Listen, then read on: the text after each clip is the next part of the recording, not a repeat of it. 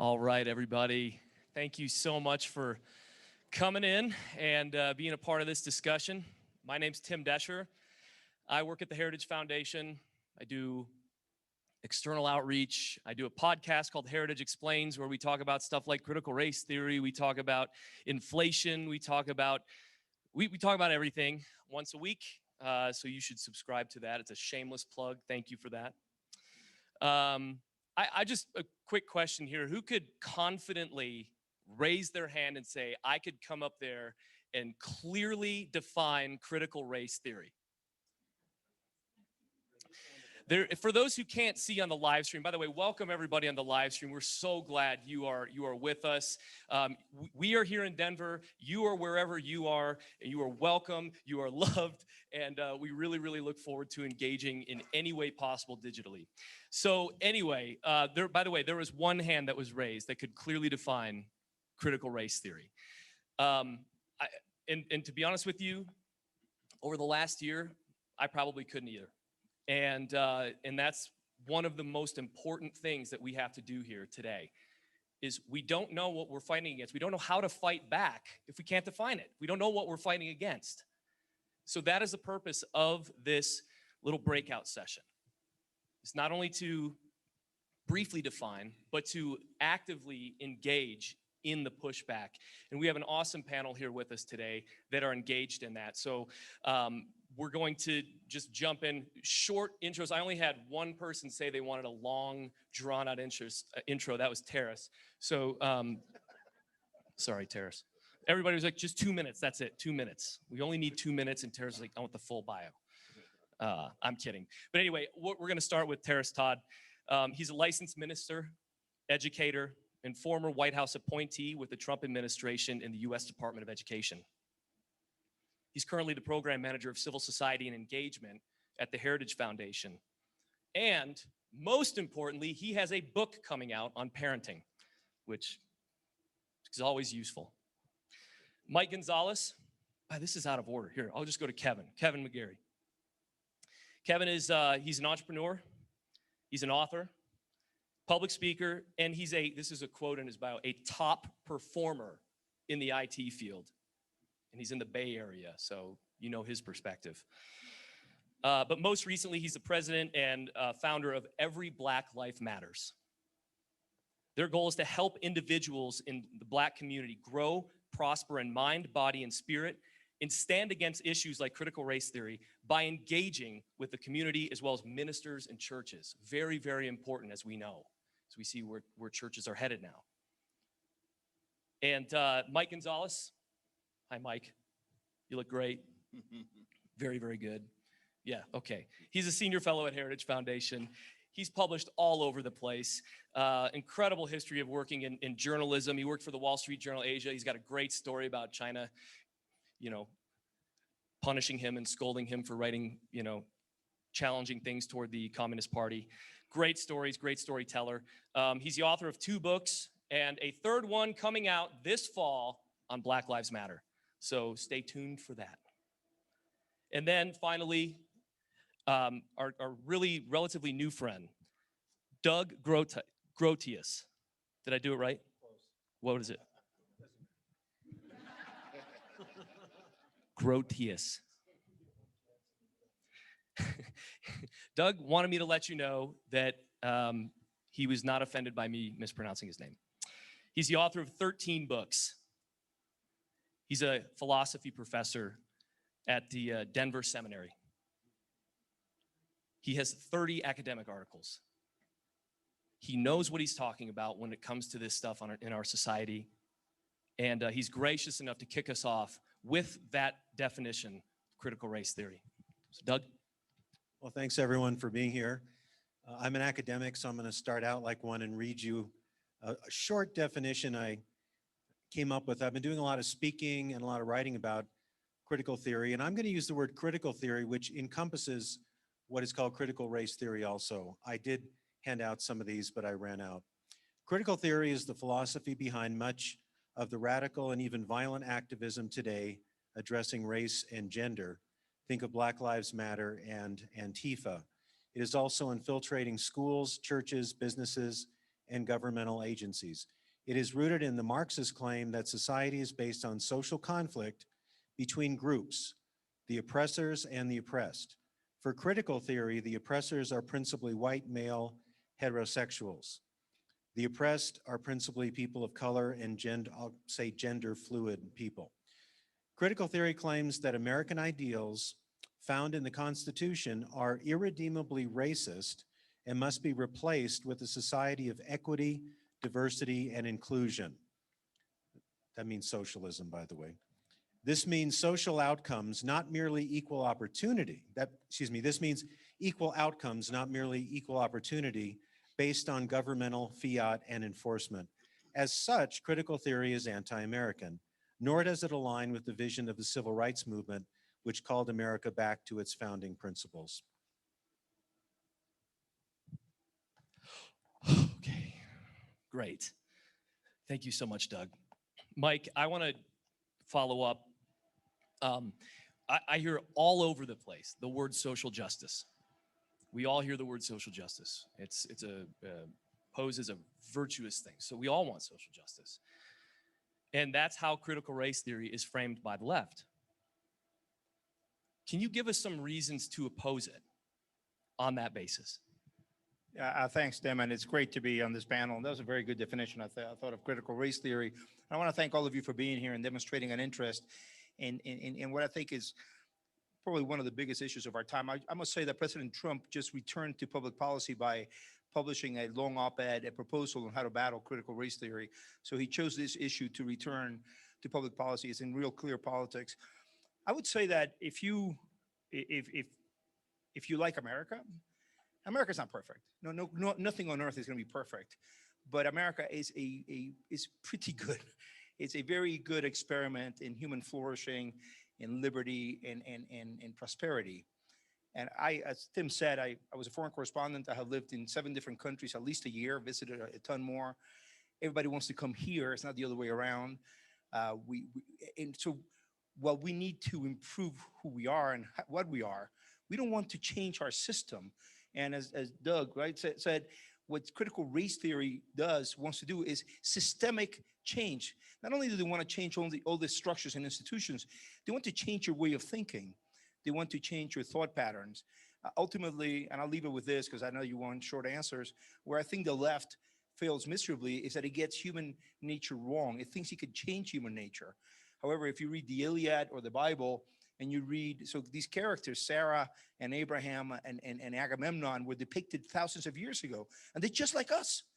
They have the same fears, the same failings. We haven't changed in 5,000 years. So Marxists expect to change the new man, but the new man never shows up. So Marxists get very frustrated and then use coercion. If you want to avoid that, you should avoid critical race theory. Thanks. Thanks, Mike.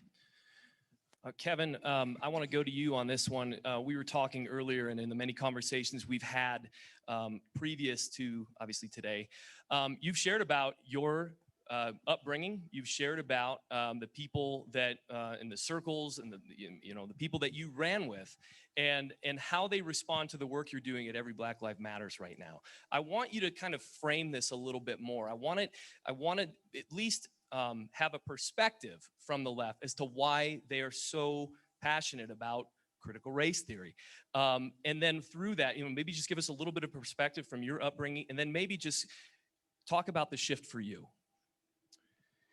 Yeah, so let's see. So I was born in abject poverty in Hunters Point in San Francisco. So, brother from the hood, if anybody saw Boys in the Hood, I was one of those brothers just like that. So,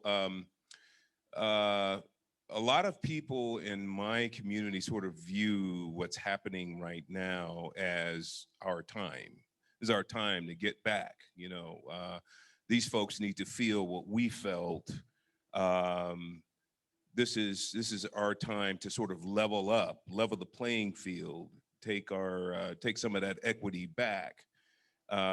This is our time to sort of get these folks to kiss our boots and roll on the ground and bark like a dog and all the other stuff that you've seen videos of. And so so that's sort of the prevailing mood, even for pastors. So a lot of pastors say, look, Kev, listen, those white evangelicals, so so that's sort of the mood. Now, here's the issue. For me, I know that we learned a lot from 1963 and 64 when Dr. Martin Luther King admonished and encouraged us that we should be viewing one another based upon content of character. From that time, we had tort reforms, we had laws, we had all kinds of guideposts in the public sector and private sector that was set up to help prevent people being judged based on color. So we've literally entered a time where we have this group of people now saying, no, forget what Dr. MLK said.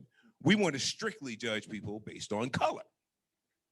And so we know that that didn't work well, and yet we want to go back to it. We know that it's racist when we do that, and yet we want to uphold it. Here's the real issue that I'm finding. If we allow this to sort of persist, and if this happens, the ones who are going to be disproportionately harmed, and a lot of people aren't thinking about this, are Blacks. Tell you why. We have something in our Constitution called equal protection. So if we were to codify policies or laws that say we can be a certain way against this group of people, guess what? Those that are in the system right now fighting because they have been aggrieved legally and they have legal standing, their lawsuits will be thrown out. And they won't have the ability in the future to come up and say, hey, I've been aggrieved, somebody has been prejudiced against me for this or that and the other. Most of those people that would have that instance are the ones who are going to be looking for jobs and who are going to be in places of business. Most of the jobs in middle, let's say your larger percentage of ownership of businesses would have the right to literally be prejudiced or racist against them because we've codified that we can be racist against this other group. I hope I'm not losing you. I hope this is making sense. It's a slippery slope that will damage everything that we built over the past 50 years. Terris, can you jump in here? I want to, with your role at Heritage, but and most of all with your role before that, you've been in education, you're a minister. These are the institutions that help shape the trajectory of America. The greatness of America can be chosen to be embraced through these institutions. Talk a little bit more about your engagement with parents on this issue, given what's happening now. Well, first of all, thanks for having me, and real good question. And my experience working with the previous administration at the Department of Ed, as well as a minister, because you never put that on and take it off, is just part of who I am. When it comes to parents, I approached it more so from an engagement standpoint. We've done some work here at Heritage, for example, like down in Florida. And then, matter of fact, I was 2 weeks on the job. And next thing you know, I'm flying to Raleigh, North Carolina for Legislative Day at the Capitol at a rally. And I'm like, oh, they want me to speak 2 weeks in, huh? I'm like, oh, I'm loving this. So from It's the a great parental video on YouTube, by the way. Yeah, I know. So from a parental engagement standpoint, I think we tackled it more so on that because you see coast to coast, there are a lot of parents, regardless of what side of the aisle they're on or whatever their ethnic backgrounds are. Many of the parents are fed up, and they're actually going to a lot of these school board meetings, and they're taking charge, and they're taking their school districts back, and they're saying, not on our watch. Another thing too, when I was appointed by the previous administration, I serve as the executive director for the White House Initiative on Educational Excellence for African Americans. And it was interesting because one thing the Lord had shared with me was to tackle it from a family standpoint. And I think we need to really get back to what the true cornerstone of society really is, and that is the family. And so the very first virtual roundtable that I held at the Department of Ed was to engage fathers to be more engaged in their children's education and really rebuilding that family back.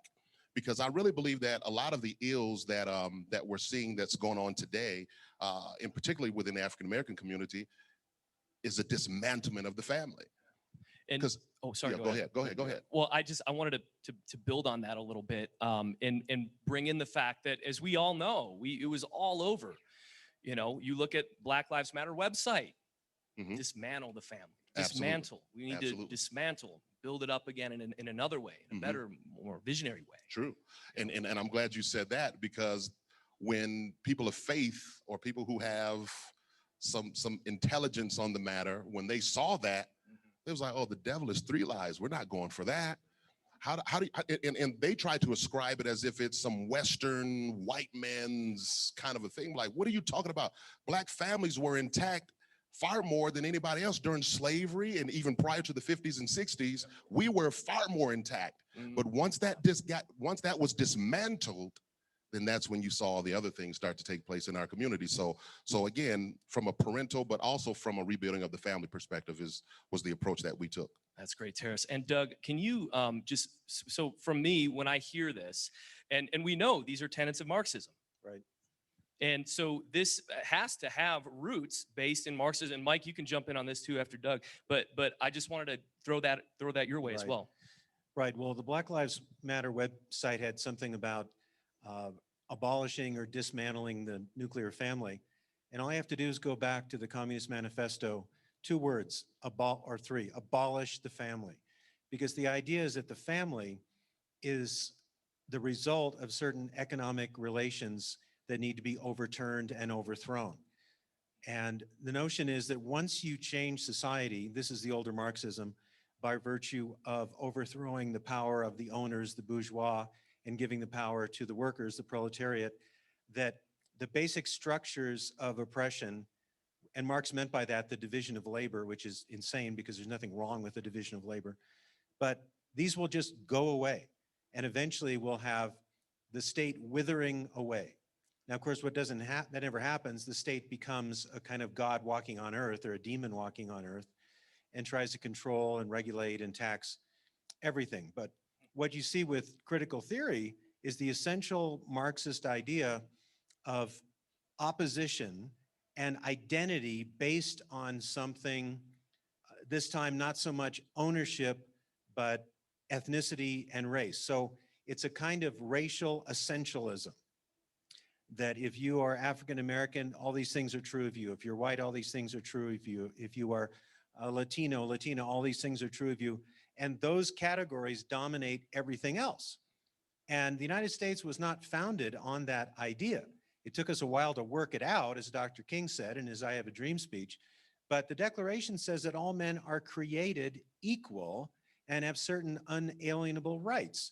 And that goes back to the Judeo-Christian idea that all human beings, red and yellow, black and white, are made in the image and likeness of God. So that's this objective individualism. We're equal before God, equal before the law, and we should have equal opportunity.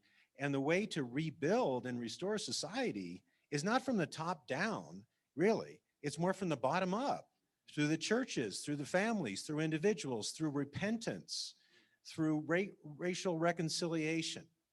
All right, I'm preaching, and I'm not even a preacher. Mike, do you probably... I just wanted to jump on that right away, because you're completely right. It goes back to the 1848, the Communist Manifesto, abolish the family. But since then, everyone else has said it.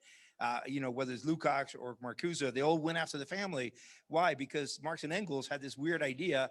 They followed this American anthropologist who believed that the family was of recent vintage, and that private property, which they hated because they were truly nuts, was associated with the family. The family had been created to maintain individual private property. And also Engels spoke about the patriarchal family, and the feminists in the 60s borrowed that term and quote Engels. So we're not making anything up.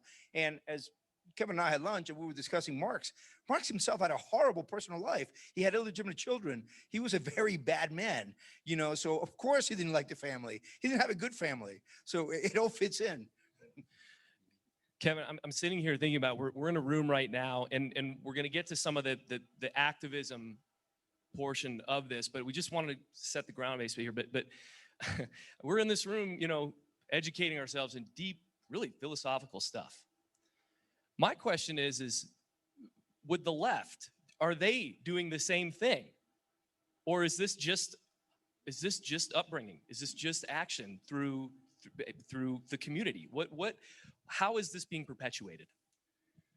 Well, I think it's pretty clear. You know, I'm glad I can be up here with these scholars who can give us a bit of a perspective. But I think it's pretty clear that the left in general are doing the exact same thing. I mean, you know, this is a Marxist revolution. This is basically they're taking where we used to have bourgeoisie and proletariat. They're taking that and calling it oppressor and oppressed. You know, trying to simplify it because we got people with a low attention span right now. So they say, well, let's just call it oppress and oppressor. That'll be easy for everybody. So, okay, here we are.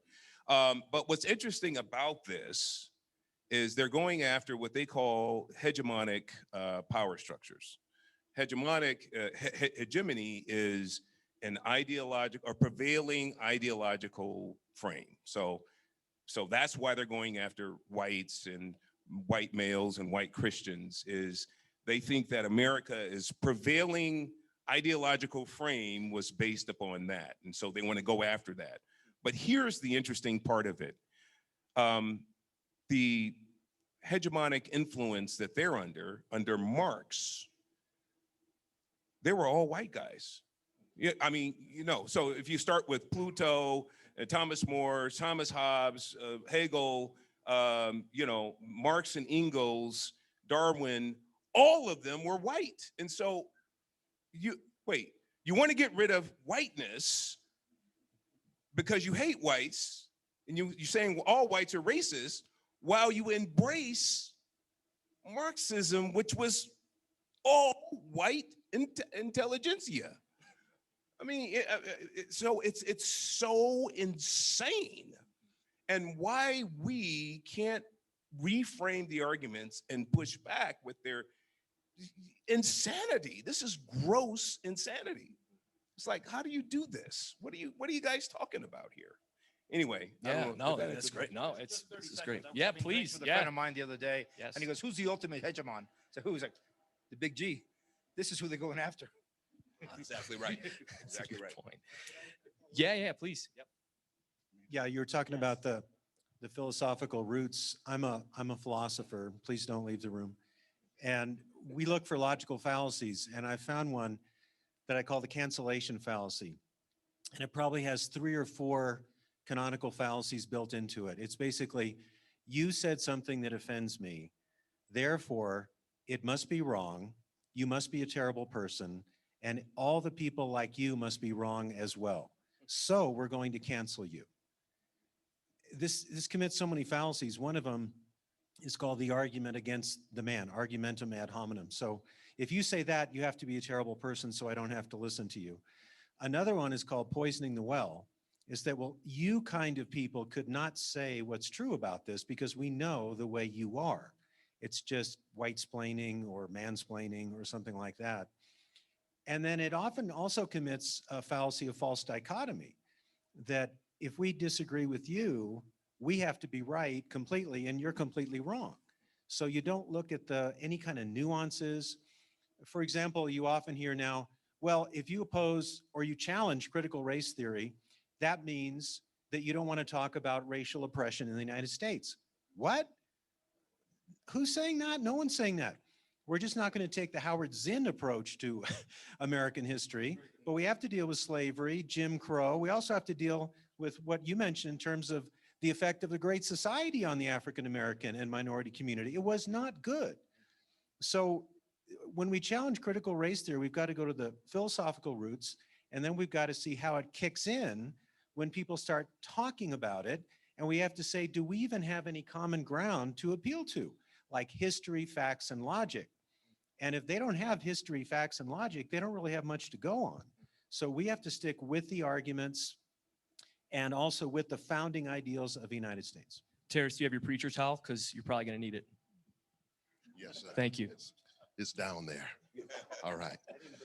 And well said, everyone on the panel. And the thing that I wanted to tackle was the fact that from a spiritual standpoint, the same spirit that governed the left during slavery, during the Civil War, during civil rights, during Jim Crow, is the same spirit governing them today. And it's to divide and conquer. That's just plain and simple. Like when he talked about history, facts, and logic, I'll give you another one. I'm from Battle Creek, Michigan, home of Kellogg's and Post and stuff like that. One of my favorite cities is Detroit, right? So Detroit is 79, 80% black, but they have a white mayor. Let that sink in for a minute. You're 79, 80% black, but you have a white mayor. So essentially what we're saying is that the great people of Detroit voted their own oppression. I mean, you know what I mean? So again, history, facts, and logic doesn't play out. So again, the part of their playbook is always about race and ethnicity. And so I just wanted to get that out. That's what I wanted to follow up. All right. Absolutely. I think where I want to shift to now is what we're seeing all around the country. We are seeing parents flood school board meetings. We are seeing parents of all color talking about how this is something they do not want a part of curriculum. They do not want this a part of it. So I wanted to open this up a little bit here. Mike, you just wrote a checklist of things to look for, and you also spoke to Loudoun County. Loudoun County, you call it ground zero for what's happening here. Loudoun County is right outside of DC, about an hour outside of DC, and they are going full board into critical race theory, and there is a pushback there. And Mike did in the Denver Gazette today, actually. It was just posted. So Mike, talk just a little bit about one, how it kind of started there, and then we can kind of get into how to push back properly. Well, I mean, I think that Americans, social scientists and foreign visitors have always noted that Americans are exceptionally attached to liberty. And a lot of people haven't liked it, the fact that we're so attached to liberty, but it's always been a feature for 240 years that everyone has noted. And I think this is what is coming out right now. I think the other side, what has happened is for the last 3 decades, critical race theory was dominant in the universities. They really took over, but their impact on public policy was very limited. And then because of George Floyd, it's jumped the university walls. What I say is that in 2020, 2 bad viruses jumped the lab, COVID-19 and CRT. And now it has entered every aspect of our lives. So now they're experiencing pushback for the first time, because at first, in the late 80s, when they were saying these things, other people at Harvard, other professors were saying, no, you can't do that. That's racist. That's going back, that's not allowed by the law. But they got rid of all their opponents because they took over in the faculty lounge. So they have had no opposition whatsoever to their theories. They have been indoctrinating our kids when they go to university, but they've had no impact on public policy. Now, because of last year, they're swarming, and they actually thought they were going to be able to take over everything without meeting any resistance. And surprise, surprise, the American people are saying, and you don't have to spend hours, like I do reading the stuff for my, with swallowing Excedrin. People just intuit that this is bad, that this is going back, as Kevin said, to color conscious policies that we got rid of, on July 2nd, 1964, when LBJ signed the Civil Rights Act. So now they're saying, like, what, there's opposition to this? And I think that is just going to continue. And the fact that so many of you are here, I think is evidence of that. Yeah. Terris, why don't you continue on that? Some of the work you've done with school choice as maybe a potential wedge issue that we can use against this. Absolutely. Again, school choice was another thing that I tackled, or that my team tackled at the Department of Education, because again, one of the things with school choice, now go figure this, we ran a study that also said that 73% of the Black community was in favor of school choice. 71% of Hispanics were. And so I think what's happening is that the left see that they're losing that argument, because essentially the very base of their voting block, they're over there. And then there was another study, from my understanding, that I've seen previously, that there was about 43% of Congress don't even send their kids to public schools. Really? And so So what segregationists do, that's just what they do. They seek to, again, divide and conquer, but they see that they're losing that game. So now they come up with something else, critical race theory. See things, everything through the lens of the skin color.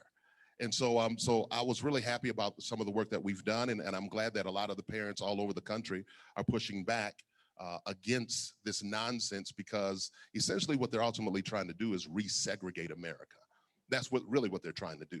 And so even though we talk policy, we talk all this other stuff, but at the core, I look at the spirit of the matter. At the core of it is to divide and conquer and resegregate us all over again. That's really what it's about. Kevin, I want to get your response to something here, because I was talking with a colleague of mine at Heritage, and I was, hey, I'm doing this thing on critical race theory. And he's like, oh, geez, good luck. And I said, just synthesize it for me. And I want you to respond to this. And this comes from former President Obama. But the thesis is this: the left is scared by the pushback. That's why they pretend it's not happening. He said that, Obama? He alluded to it. Well, so yeah, I really do think that we have a lot of mom activists and a lot of activists now on this issue. People are connecting the dots with what their children, grandchildren are going to be like in the next generation if they were fully indoctrinated with critical race theory. And it's scary because right now, probably most of you or some of you, you're having your kids or grandkids come home and complain about you being a white supremacist or privileged or you know, these are things that when I talk to people all the time, they're saying that, oh yeah, our kids are already saying that. And or America is, you know, was founded on, you know, biased principles and et cetera. So, but because there is a groundswell of understanding now and people are looking out for their children and grandchildren, there is a legitimate outrage. Portland School District had adopted CRT 3 to 4 years ago. And Chris Rufo did a brilliant exposition, I think, last week. And he proved that the Portland school kids are revolutionaries. They want to be more revolutionary than they are educated. And literally, we have these kids going out and participating with Antifa in the evening. These are children. So this is child abuse. We're teaching them how to hate one another as opposed to teaching them how to get along. So this is really fundamentally life-changing. What we are doing off of our website, Every Black Life Matter, you can go to our website and just download. We have templated letters already that you can write to your school board, and that just put your name in there. And you could send them via email or social media or whatever. And we have also letters for corporations. So we encourage people to really get involved in this and stand up for it, because it is diabolical and it's really, really problematic. Doug, you want to say something? Right, you just mentioned, and I affirm everything that you said. There's an article in Imprimis, which is put out by Hillsdale College by Christopher Rufo. It's called Critical Race Theory, What is it and How to Fight It? And here's some specifics. It's pretty mind-boggling. In Cupertino, California, an elementary school forced first graders to deconstruct their racial and sexual identities and rank themselves according to their power and privilege. In Springfield, Missouri, a middle school forced teachers to locate themselves on an oppression matrix based on the idea that straight, white, English-speaking Christian males are members of the oppressor class and must atone for their privilege and covet white supremacy. In Philadelphia, an elementary school forced fifth graders to celebrate Black communism and simulate a Black Power rally to free 1960s radical Angela Davis from prison, where she had once been held on charges of murder. And in Seattle, the school district told white teachers that they are guilty of spirit murder against Black children and must bankrupt their privilege to acknowledge their thieved inheritance. So this is what is happening according to this critical theory or critical race theory right now in schools. Mike, and we are going to get to questions, and we're limited on mic capacity. So how we're going to do it is you're going to raise your hand, you're going to shout out the question, and I'm going to repeat it so our friends online can hear it, and then we'll give them. That's great, but we're gonna get to that later, Mike. I just wanted you to touch on, Kevin said, hey, we've got letters you can send to your school board. You wrote today, what happens when you write to your school board and they write you back, we're not teaching critical race theory. We're not doing this. This is not a part of our, you can call it whatever you want, but we're not doing this. How do you prescribe? Yeah, it's a ludicrous charge. I'm going to talk about it tonight. They're either lying to you or they don't know the facts. They're all implementing a critical race theory, if not teaching it. I actually believe that they don't teach in K through 12 critical race theory. They're not there teaching Derek Bell or Kimberly Crenshaw or Angela Harris, but they are implementing the tenets of it, which is worse actually. And that's the thing that should be fought. So I don't buy it at all. You can, if this, email me if this happens to you. I'll help you sort it out. Or there's that handout that is out there where I try to help with this.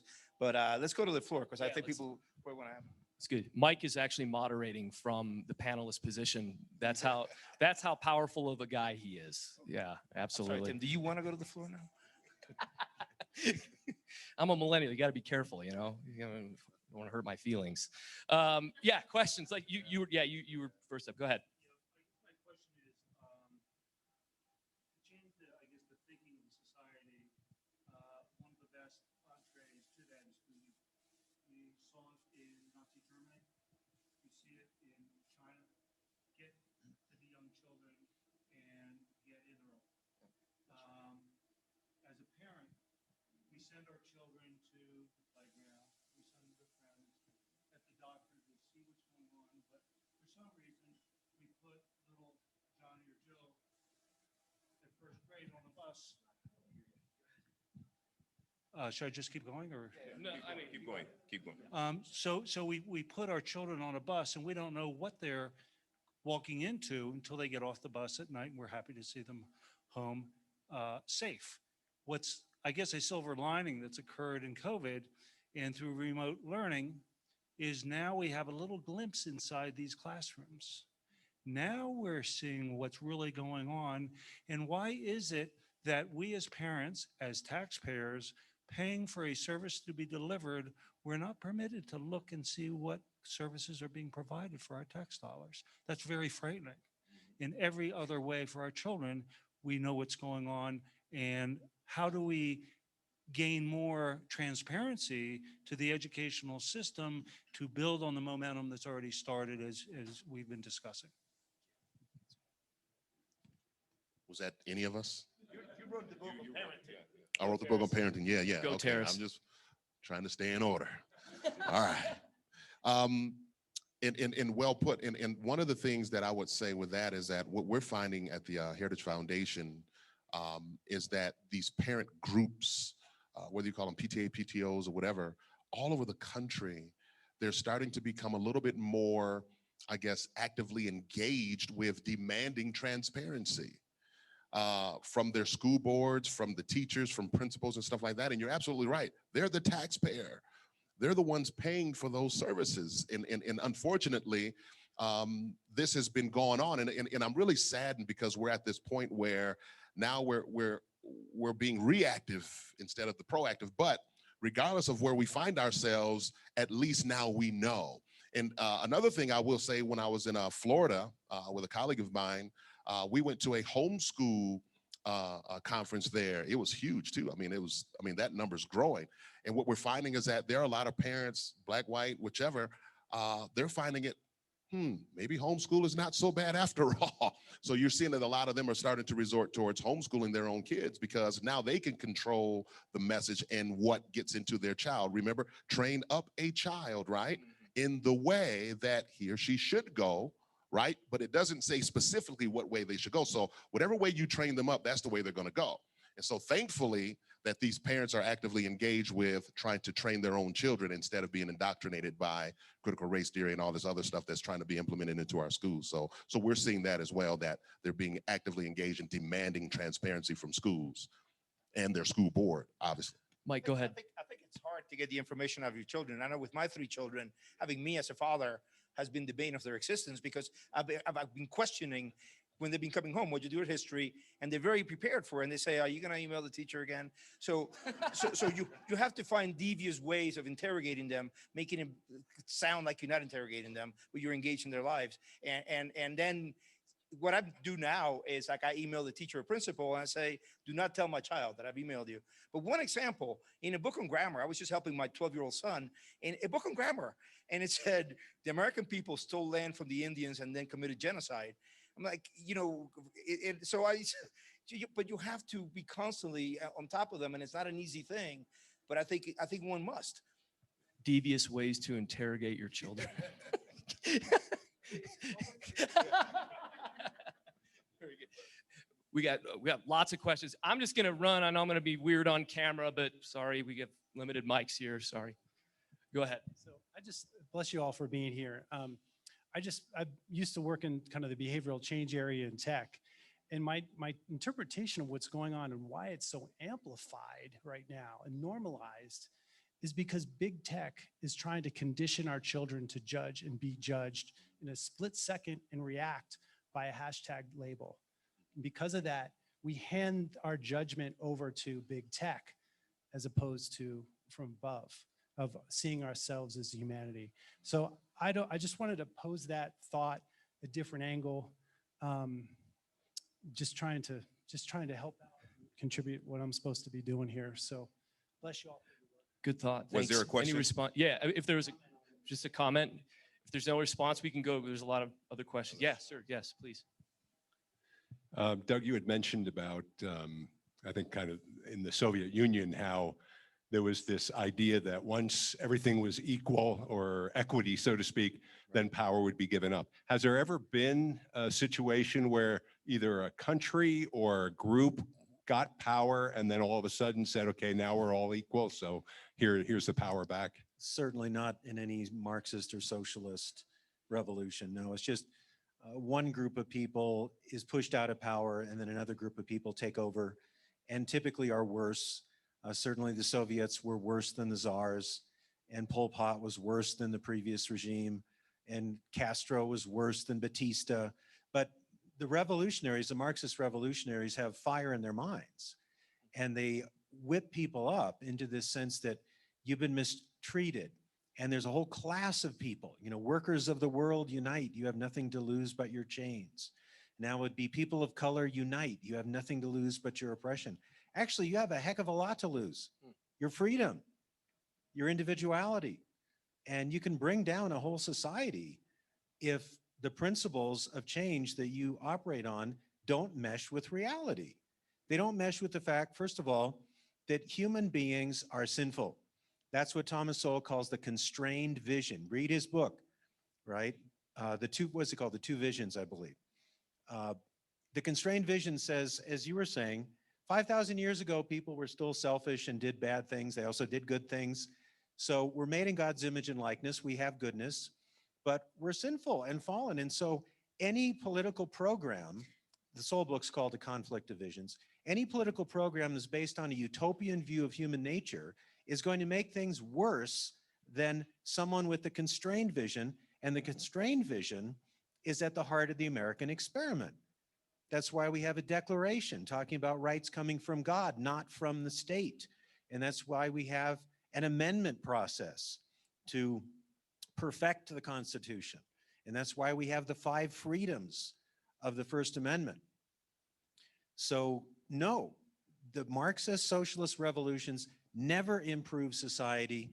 And once people get the power, they will not give it up because they are sinful and weak people, morally weak. And the United States system understands that. That's why we have 3 branches of government, and I'll end my civics lecture now. Got me going. So I'm looking for parenting advice, and I know you just wrote a book on parenting, so here we go. I have a 4 and 6-year-old, 2 girls. We live 15 minutes from here in a neighborhood called Park Hill. And the interesting thing about Park Hill was in the 60s into the 70s, there was a part of the big part of the neighborhood where they said no black families could live. So all the black families lived in North Park Hill, all the white families lived in South Park Hill. You go to my daughter is in kindergarten. She just graduated kindergarten, public school. And you go to her kindergarten class, it's 30 kids. We're in downtown Denver. There's not one black kid in her class. And in class, where they are talking about privilege, and in many ways, I'm using a word here that I hope isn't triggering, but I'm going, in many ways, I feel that she is, we'll say, privileged to go to that school.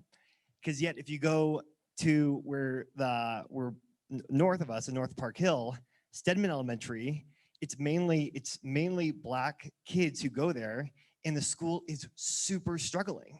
So what I'm curious to know is, how do I, as a parent, go to my daughters and say, in many ways, you're so fortunate for this education, and yet, and what do they do with that, right? Like, how do I then go, like, I'm looking for advice on what we do with the fact of where we live and what we do with them. So are your daughters also aware of the dynamics of both worlds? When you define both worlds, what do you mean? When you say one school versus the next? They're aware that there's a school up north, but they don't know how people look, right? They're not sort of aware that this is the white school and that's the black school. Well, the beauty about children is their innocence, right? We are not born to hate. We're not born to see each other based on the color and stuff like that. That stuff is taught. Again, train them up in the way. So one of the things in the book that I actually put as parents, the first thing that my wife and I had done was, first of all, we made a commitment to God and to one another. That was first and foremost before we started having children to begin with, because if we were not going to make a commitment to the Lord and to one another, then everything else falls apart. And so in that, what we did is we also, we created this environment, an environment where we built spiritual walls, we built intellectual walls, we built social walls.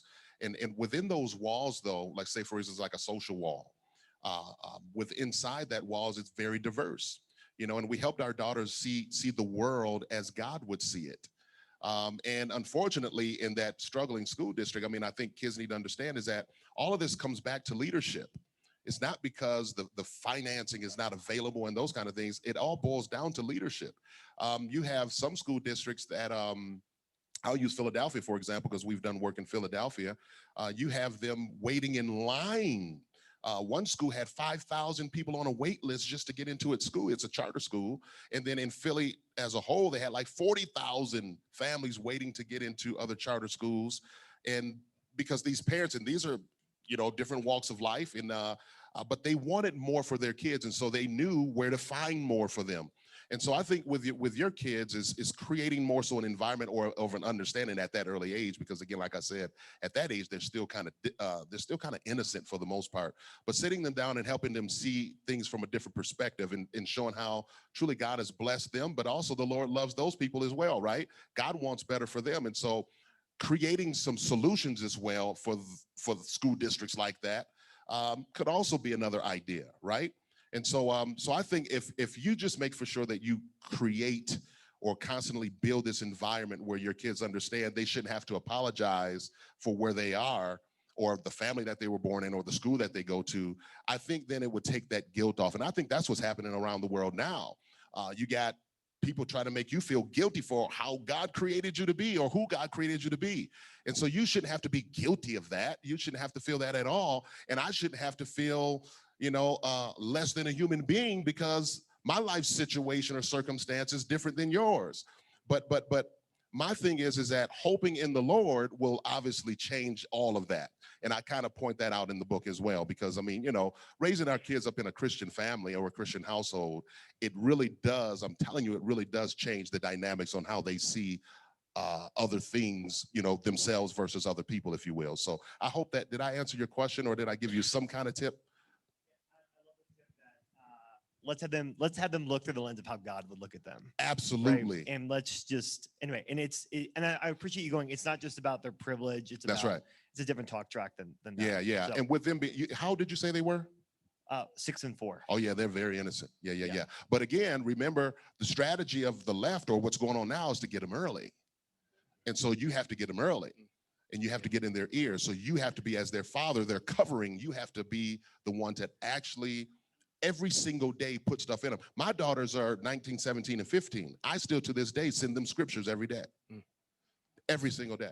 So that's one of the things that I'm constantly doing, or a strategy, if you will. I'm constantly doing that. We used to pray with them at the foot of their bed every single night. My wife and I, as individuals, not a family group prayer, but we literally would pray with our children individually at the edge of their bed. So that's another thing that I kind of speak to in the book as well. But this is very important. So I'm glad I was able to at least share something with it. I don't want to give the book away too much because I want people to go out and get it. So. Is there any more parental advice from the panel here? Anybody else? Mike, go for it. Nope. All right. Next question. All right. Sorry. Hi, I'm Priscilla. I'm the vice chair of the Colorado Republican Party, but I'm also a full-time public school teacher in Denver Public Schools and have been for the past 27 years. And I've lived this every single day in my school district. So I'm very immersed in this topic. So I'll try to give a little background. I am biracial. My dad is Black. And I've been talking a lot about this issue. And my understanding of critical race theory from its history from the 1970s was rooted in law and policy. And that it was actually, the part of it is really healthy for America to take a look at some of the systemically racist laws that we've experienced. I'm calling what we're going through right now CRT 2.0 because of the Marxism and how that looks differently. So as I've been watching parents going to their school board meetings and trying to talk about this, we know that a lot of our school board members have no idea what's being taught in their schools. And our parents, especially our Black parents, are saying, well, this is bad, it's Marxism, and I don't think that our school districts are really understanding because of how we're messaging the issue. Have you found one or two really important topics that we can give to parents that are here, that are watching, to go to their school board so that they can really understand the urgency of what's happening in our schools? Yeah, I mean, that's the reason I put together a handout that is out there to give parents an aid with that. With regards to what you said about the background, you're quite right that critical race theory is actually an offshoot, not just from critical theory, but of critical legal theory. They were critical legal theorists until they couldn't convince the critical legal theorists to put race at the center of everything, and then they became critical race theory. I would say that it is definitely incumbent on us as a society to look at every law to see if it has discriminatory intent, to see and to make sure that we don't have any law out there that has the intention to discriminate. I think it's going to be hard to find those laws because we have been looking at the legal firmament for this for 60 years now. Now, is there any lingering impact from racism? Yes, of course there is. But are we as a society systemically racist? I truly don't think so. And I open myself, I'm not close to it. No, we're not. I look at everything. When a critic says to me, I think what critics do is a great service by challenging us. So when they say, no, there's this systemic racism here, I actually look at it to see if systemic racism lives there. And I can't say that I don't think we are. But so that is my answer to you. I don't know if I answered it correctly. I don't know Kevin's got if something anyone there. else wants to talk. Yeah, actually, I don't know if I think I'm going to disagree with you on this one. I do know of two systemic racist institutions. Now, I gotta tell you that it's going to be an inconvenient truth, but it's a truth nevertheless. Here we go. First one, there is this person who hated Blacks, and she spoke at the Women's KKK. She proceeded that she wanted to utterly destroy Blacks. Her actual quote is, we don't want the word to get out, but I want to fully exterminate the Negro population. That woman was a white supremacist, racist, bigoted, and because she started an organization specifically putting her clinics in the Black community so she can fulfill her dream of exterminating Blacks, She and her organization are systemically racist. They fit the definition. Systemic racist is systemic is up, down, in and out, through and through. Everybody's marching to some particular vision. This woman set the vision for her organization, and to this day, they are systemically racist by definition. Okay? So, and I think everybody in this room knows who that organization is. I don't have to give you. Here's another one. Well, here's the other thing I want you to just remember real quick. Neither Kendi, D'Angelo, Derek Bell, none of them, although they say we're all systemically racist, they will never mention this instance of systemic racism. Why? This is the perfect example of systemic racism, but they decline to mention it. They won't mention it in any way, shape, or form. One more example. An entity in the 1800s started. They proceeded to encourage and elongate slavery by whatever means. They hated blacks, they're white supremacists, they're racist, right? In this time. They prolonged slavery. We had Dred Scott, Jim Crow, Plessy versus Ferguson. They had their progressive judges in place that would rule against blacks because they wanted to keep slavery going as long as they could. Then we had things like the Homestead Act. We had Abraham Lincoln, who signed off on 40 acres and a mule. His vice president came in, who was of this particular faction's mindset, and said, no, we're taking that off the table. We're not going to give blacks anything. The Homestead Act was overseen by individuals of this mindset. So instead of giving parcels of land to blacks, they gave it to newly immigrated Europeans. So, and to further that, what they did is, as Reconstruction happened, they stood up the KKK to try to keep blacks in order. Then they proceeded to say, look, we're going to be segregated because we don't want anything to do with blacks. They have a connection in history that's systemic. Systemic is up, down, in and out, through and through. Then what they decided to do is when eugenics was popularized, they tied themselves to the eugenics movement because they hated blacks. Then they proceeded to put in laws and go after the black family, taking black men out of the household. These are all people of a particular faction that started in the early 1800s. It's an inconvenient truth, but I would challenge anybody to go and look at history of what I just said and tell me that this is not fit the definition of systemic racism. Here's the problem. Derek Bell, Ibram X. Kendi, Robin DiAngelo, they never mention this entity. Instead, they say, no, all whites were racist. Well, I think we had a civil war. If you were all racist, what was the war about? You had Northern Democrats, right? Or excuse me, Northern abolitionists that fought against it. So anyway, I've taken a Kevin, what I want to say. He's Okay. absolutely right, but he forgot the university admission system, which is also systemically There you racist. go. Absolutely. And by the way, answers to all those questions can be, you can flood him after this is over and just Please ask do. him, and he will graciously give you the answer to these questions. But I wanted to, because we're running up on the clock here. We're taught to give 45-second sound bites.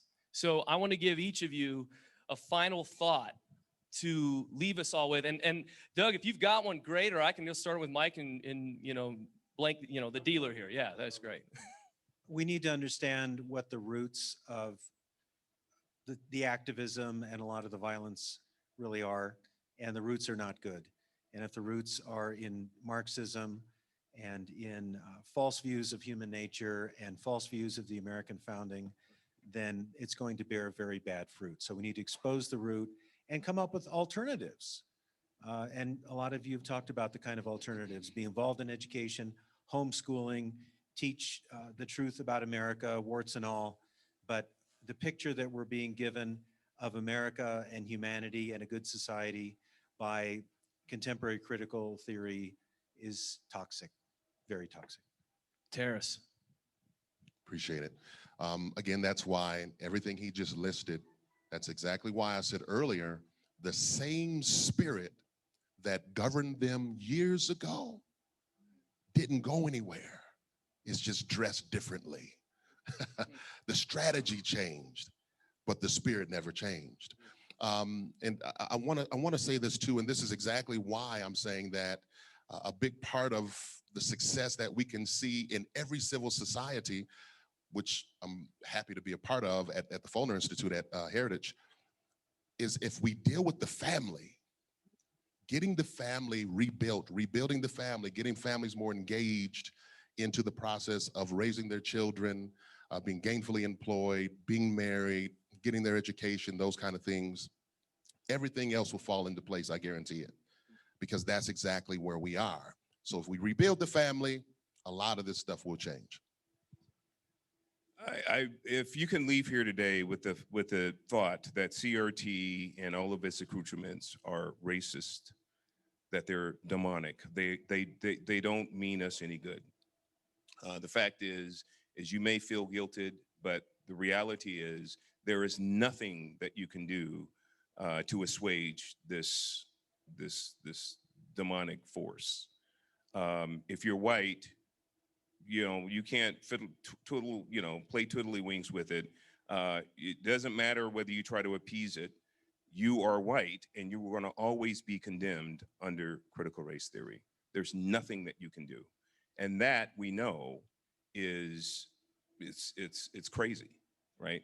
So at last I checked, Jesus came to redeem all, and basically CRT is saying no. If you're white, you're irredeemable. Thanks, Kevin. It's hard to improve on that, but this is the fight of our lives. The other side is gonna say all sorts of things. Engage in this. If we lose America, we lose everything. And really, this is the moment, I think. Well, everybody, thank you so much for being here today. You had so many places you could be, but you're here. Thank you very much. The handout online, we're going to provide you a handout, the virtual copy online of the heritage thing you have in front of you on the table here with us. And as moderator privilege, before we let you go, I just wanted to say this.